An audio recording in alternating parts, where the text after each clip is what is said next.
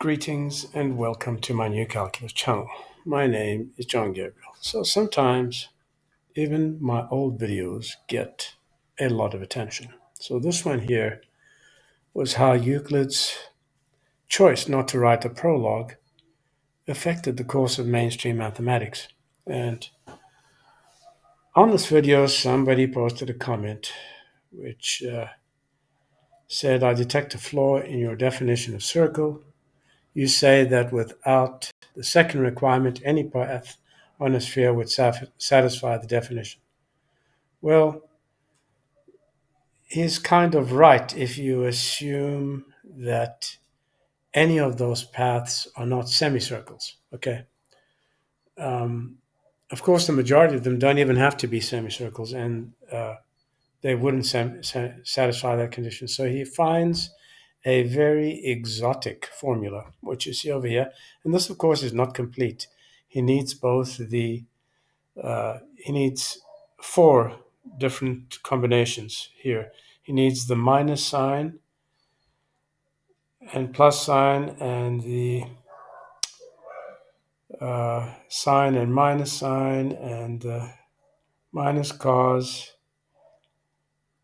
and sine and the cos and minus sign, as you see over here. Okay, so this particular curve here, if you try to apply what I said in the prologue. So what did I say in the prologue? I said that a circle, let's just quickly explain, that if you have a sphere like this, okay, any semicircle on the sphere, any semicircle, if it is extended, okay, it must be a semicircle, and if it is extended, it will pass through the point of the sphere, and if it's extended again, it must go back on the circle. Okay, so I'm not drawing that perfectly, but that's what I said with the second requirement. So this gentleman or young guy, whoever he is, I don't know, I think he's Russian. I'll tell you why I think he's Russian now.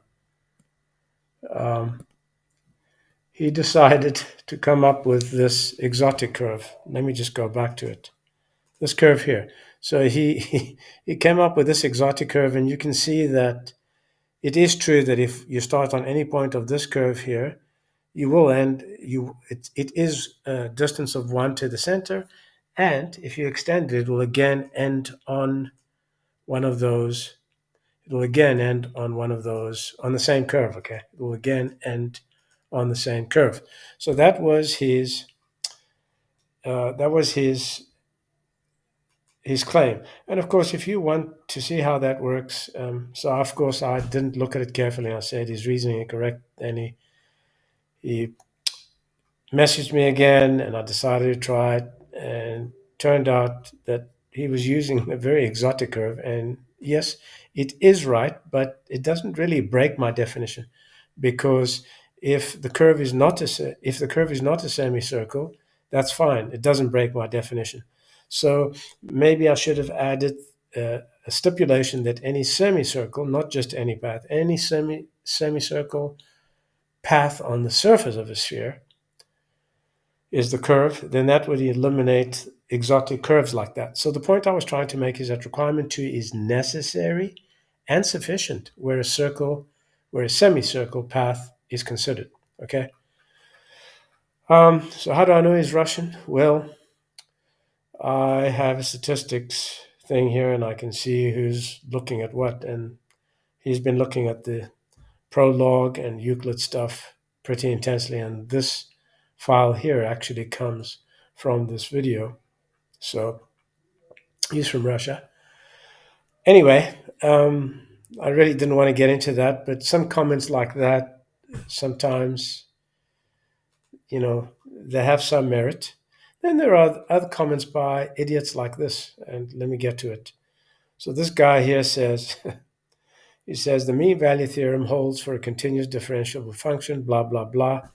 So he hasn't really thought about what he said. And in my comment, I refute him. I say, if a function is continuously differential, then it is smooth. And of course, on Wikipedia, the claim for the fundamental theorem is that it only needs to be continuous. This is false because the fundamental theorem is derived in one step from the mean value theorem.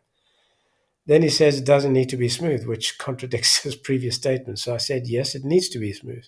And rather than being an ass, like most of mainstream academics, remove head from butt and think better.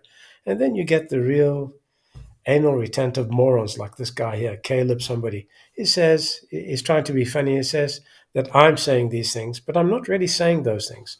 First of all, I've never said calculus is wrong, ever. I've said its formulation is wrong. Nowhere did I ever say that the theorems are wrong. And he says, and the whole mathematics world is full of morons and idiots. Well, that is true, and the irony of that comment is lost on this poor moron. So, then he says it's just a wild coincidence that its application works in practice. And I said the results work in practice. The theory behind the results is a bunch of rot.